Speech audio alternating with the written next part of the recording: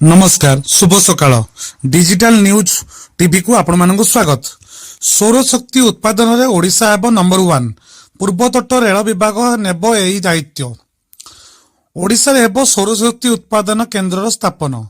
याकू आरंभ करिबो पूर्वतट रेलपथ विभाग। 21,826 किलोवाट क्षमता सौर शक्ति संस्थापन करने को योजना रखिछि पूर्वतट रेलपथ विभाग। एही प्रकल्प अधीन रे पूर्वतट रेलपथ 149 स्टेशन बिल्डिंग, 248 सर्विस बिल्डिंग, 6,924 आवासिक बिल्डिंग एवं 366 लेवल क्रॉसिंग गेट मानकरे सोलर पावर प्लांट स्थापन करने को स्थिर करिछि।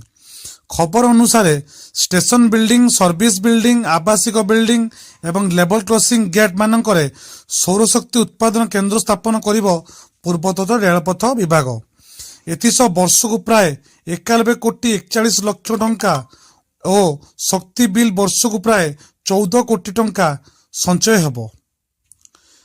सेहीपरि पूर्वतन रेलपथ प्राय 83 कोटी 79 लक्ष टंकार टेंडर विज्ञप्ति प्रकाश करिछि।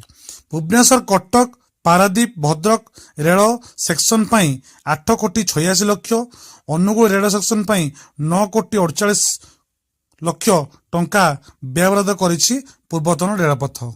एही भली न्यूज पाइबा पाई दया करी आम चैनल को लाइक शेयर सब्सक्राइब करंतु एवं बेल आइकन ले बजै दियंतु, जहाँकि आपन को मु जेकोसी वीडियो छाड़बी आपण पाई परिबे। धन्यवाद।